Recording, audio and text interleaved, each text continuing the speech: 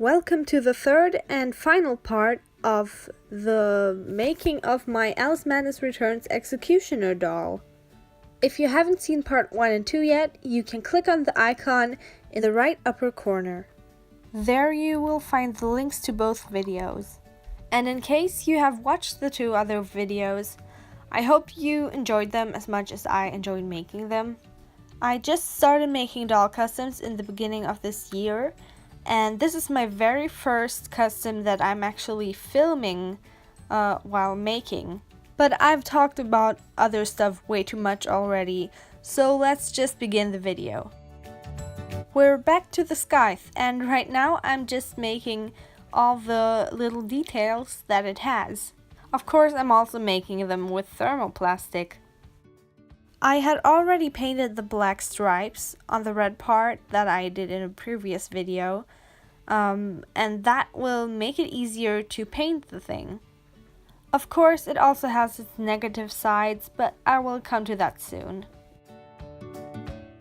Also, here's a closer shot of the bottom part. So, now I've finished all the plastic parts on the scythe. The only thing that I still need is paint. By the way, while making it, I managed to scratch some off, but that's an easy fix. I'm just painting over it. Now it's time for all the golden parts.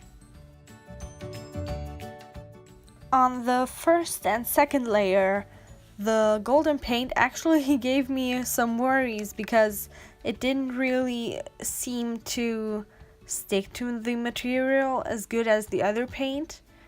And that bothered me, but then it worked, and it took in total 3 layers to get it like this. Also, a point to mention is that I'm only working with acrylic paint on this custom. Then it was time for the silver part, and also for trying out the silver paint for the first time. After the second layer, it already looked really good, and that made me really happy after having to struggle with the golden paint.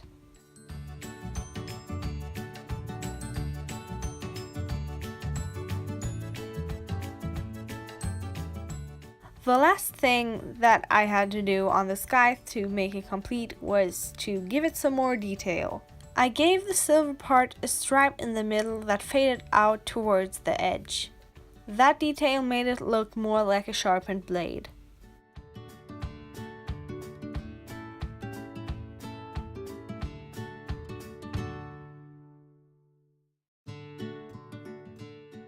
I'm also giving it some dots on the side just to make it more accurate to the original.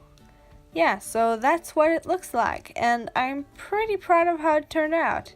Now it's time for the shoes.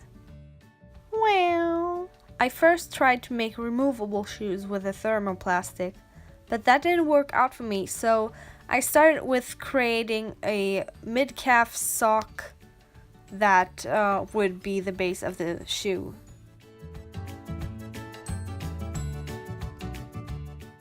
Here I'm just cutting off the X's and reshaping it nicely so it looks better and smoother. Then I'm shaping the toes.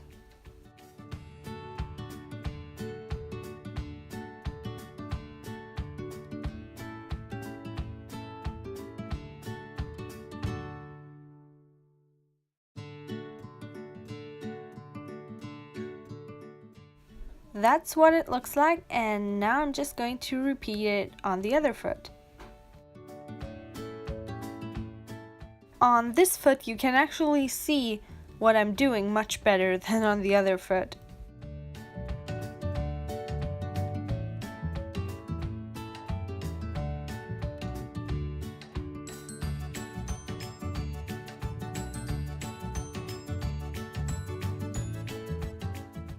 The feet actually remind me a little of claws for some reason. What do you think? First I thought of making heels, like actual heels that she could stand on, but then I thought that was too over the top, and I stuck with what I had. And I think I made the right decision. Also, I added the overlapping trim. See, that's what I was going for. And now it's time to make the arm tentacles and the other tentacles also. But I'm starting with the arm, and the reason why I didn't make the arm before was, yeah, I told you I couldn't make it before I made the scythe, and that is because I'm going to make her be able to hold the scythe with her tentacle arm. So now I'm just winding the decently warm thermoplastic around the scythe. It's important to hold it in the right place so it fits nicely later.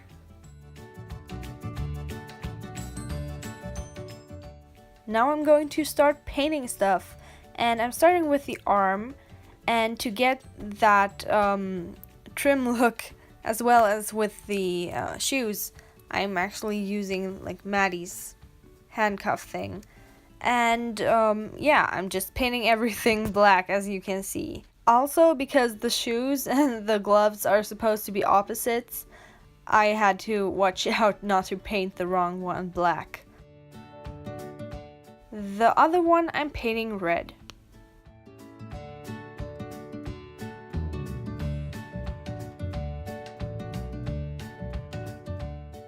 I also thought the legs looked too boring and clean, so I gave them some roughness. Oh, and also the arms.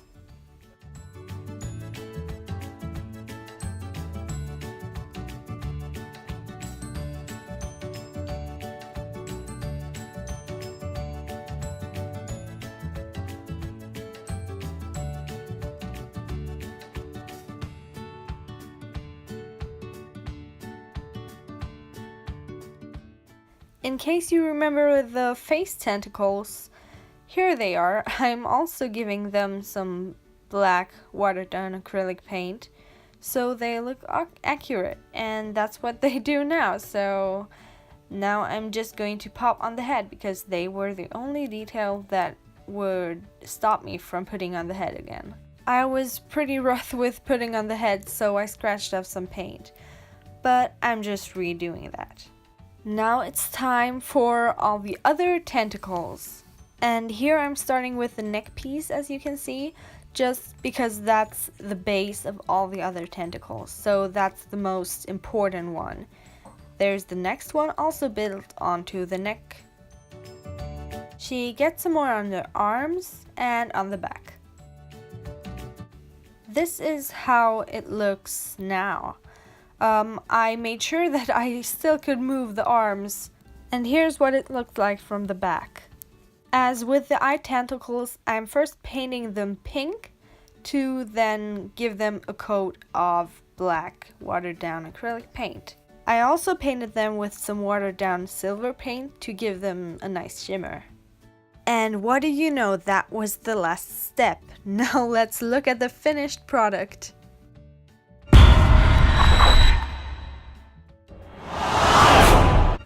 I'm really happy with how she turned out, and I think I could have done much worse.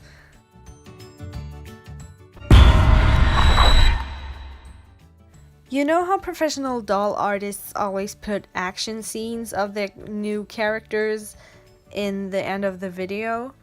See, I'm not a professional, so here's just a crappy one. So, who exactly are we waiting for, Lizzie? It's almost tea time. Oh, it's just the daughter of one of my mother's best friends. Did she tell you when she was going to be here? She said that she was going to be here on time, but knowing her, she could get here anytime really. What was that? Oh, I think that might be her. Are you sure? Those footsteps were way too loud to come from... Ah! You're finally here. That's your friend? Guys, this is Hecate. She's the daughter of the executioner. She's really friendly. Are you sure about that? I mean, why did she bring her scythe? Alistair, you never know when it's going to be the next time to say, "Off with your head." That's really calming. You probably just heard that I gave her the name Hecate, and that name comes from Greek mythology, and it's the name of a goddess from the underworld. My brothers actually gave me the idea to give her that name in the first place, so credits to them. I think the name fits her like a glove, or maybe like the glove on her only hand. I got a few new experiences in the making of this project, but it was really fun. And don't forget, this is a collab, so there are a few more doll artists that are in it, and they also made videos.